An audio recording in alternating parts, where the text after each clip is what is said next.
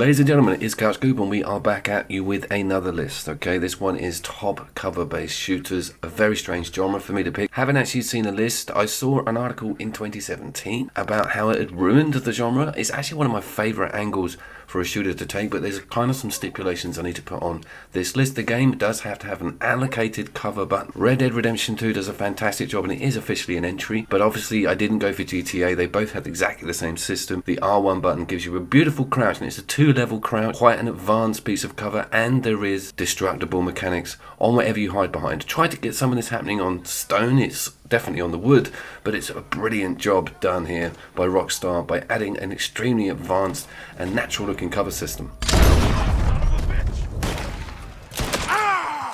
Now there's an honorary I want to get out of the way, and it is of course the Mass Effect series, especially Mass Effect 3, and we just had that on the remaster. It's just gone free on the EA Game Pass equivalent, so check that out. It's kind of just a bit too old, and I haven't played it recently enough, and I want to keep this list as fresh as I possibly can, but it's a really good and recognised cover system. Here's a very good example of some of the dissipation that we see when bullets come your way on Red Dead.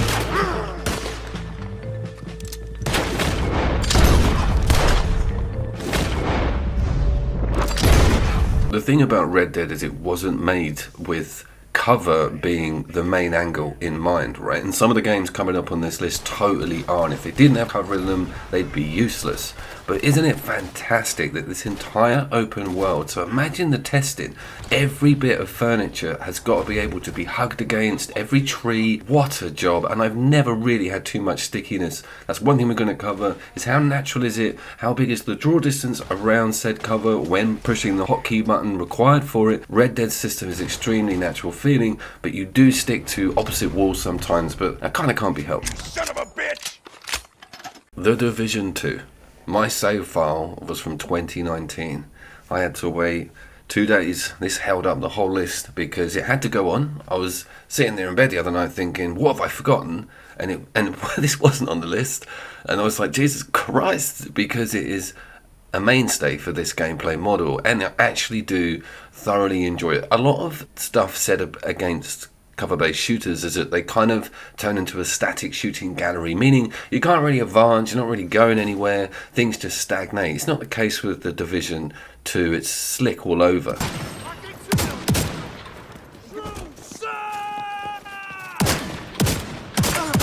What I mean by that is the draw distance and quality of what you hide behind is kind of beautiful. It looks amazing, that car and the smashed lights, but also your options from where you're sitting can be numerous because you've got these drones and you've got all kinds of traps and equipment that basically really livens up the fight, and that's what needs to happen when it comes to a modern cover-based shooter. You've got to have something else. You can't just sit back on stopping all the time and waiting for enemies to pop their heads above their piece of cover.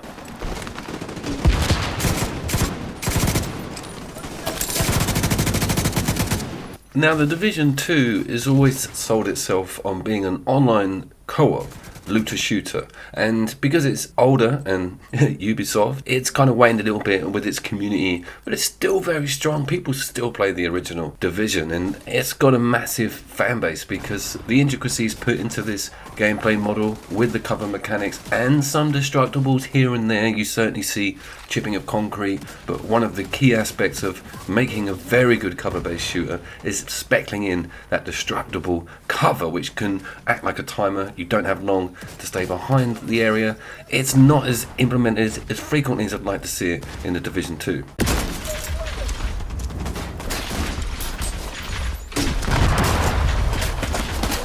Coming in with some of those updates, I think maybe in 2020, there's some really cool new content here. If it's been a while since you've logged into this, you don't need loads of people to play this game. You can totally solo it. It's very good fun. All the servers are still running, and it's probably dead cheap as well on a lot of the shelves at the moment. So if you're into the cover-based genre, this is definitely one to look at. And of course, you don't always need to take cover.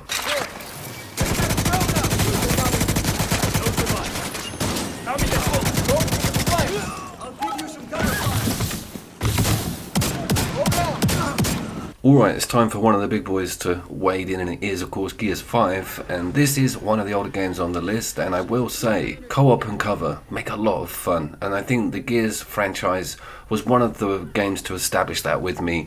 Stuck behind a bit of cover with a mate when you're being suppressed and having that chat about who's going to do what is really cool. It allows things to slow down, you get tactics.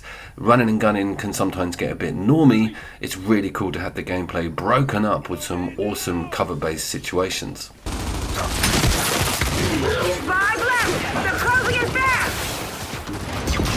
As far as destructibles goes, Gears is a bit weird. Some of it's not quite clear, and I would much rather there was more of that splintering of the wood that was going to eventually disappear if you depend on it too much.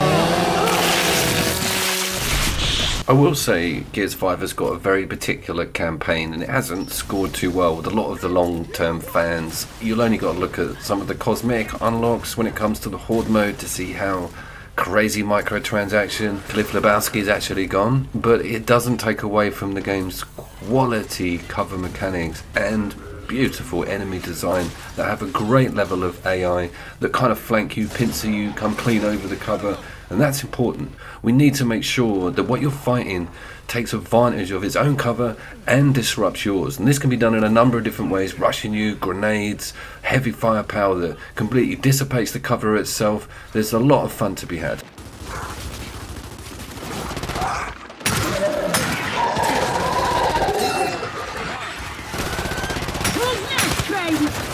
And Gears 5 kind of scores heavily on all of the main important points. It allows you to feel safe, but at the same time you got to keep moving because the enemy is not going to leave you alone, and different types will come in and quite literally bug you. They've also added some hotkey specials which are pretty cool. One of them is a shield. You can spook the enemy. There's even an airdrop. There's kind of loads. They've overdone it, I think, a little bit with the Horde options with your character and classes.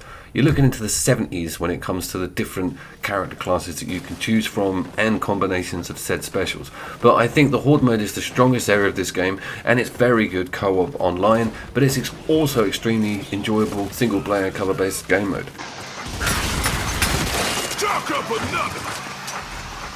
Alrighty, do I mention that this is a ranked list now and that Outriders has beaten Gears 5 as a cover-based shooter in my book? Okay, opinions please in comments, but this game got really underloved in 2021. Seriously, the pace at which it operates, especially if you come off Gears 5 and go on to this white knuckle stuff. It kind of nails all of it because they've taken into account a fast running speed that's not your A button, and of course the snappiness of which you can get sucked into said piece of cover. The radius is huge and it's not too sticky. It just takes a while to make the adjustment, and before you know it, you're clicking in the run stick and you're jumping from cover to cover. It's got a little bit of a Splinter Cell feel, even with giving you a prompt on the next piece of cover you can go for, but everything happens so fast that by the time you've settled into a piece of cover, the additional enemies come right round you or even send something over that's going to make you move. You are not safe for a second, and it works so well because the developers have put this huge amount of emphasis on the map having a bit of cover just meters away all the time. It's very rare that it's a sparse open environment. Some of the boss fights do that. This, when it comes down to cool map design, snappy controls, amazing loot, and just huge pace, it's kind of unbeatable in the modern gaming market. Well, it's not number one.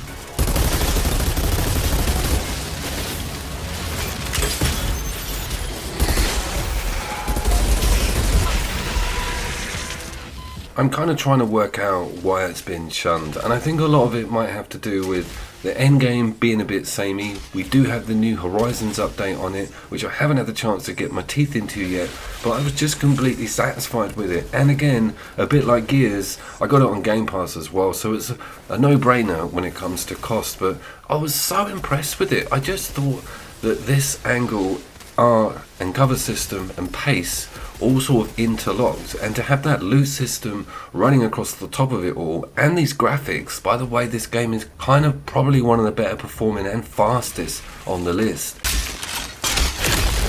I will say the solo experience is a little bit daunting, and I do kind of miss having a co-op experience with it, and as a box ticker it is a phenomenal co-op experience, giving you massive cover-based arenas where you have to literally make your way up a goddamn mountain, bit by bit, cover by cover. Man, this is a good game.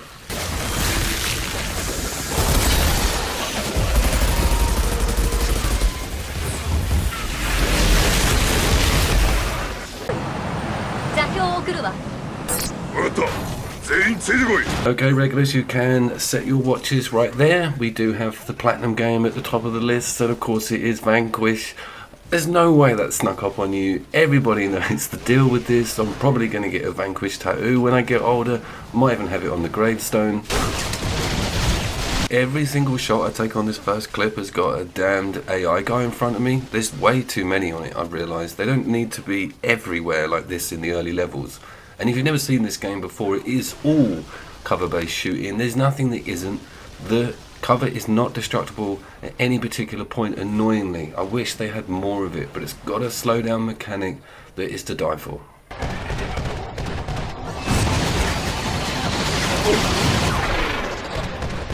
What you can do from the cover is kind of blows the mind, being the fact that you can vault it in Matrix time and pinpoint heads before you land. I have spoken about it before, but it's just the integration.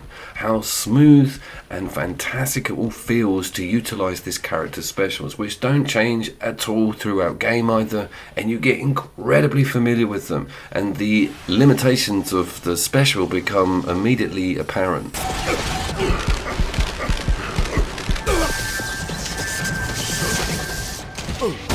But here's the other selling point. When you're in cover, you can dart out and slide on your knees to another piece of cover extremely fast. It's like a turbo, which means you are not stuck. You don't have to take that risk of running slowly, manually to the next safe spot. You can just zip around the battlefield. It's so empowering, and it's just such a shame this game has not had a current gen makeover. For God's sakes, Platinum, pull your finger out.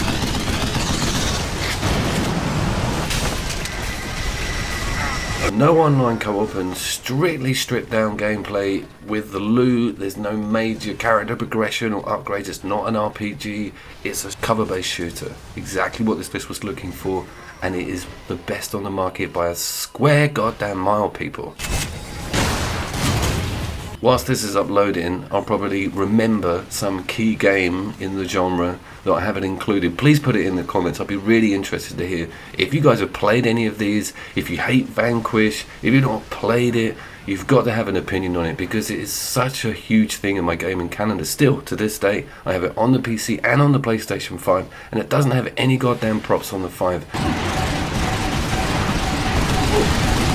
I have been Couch Coop, and I will see you down there. More Couch Co-op and split screen material on the way.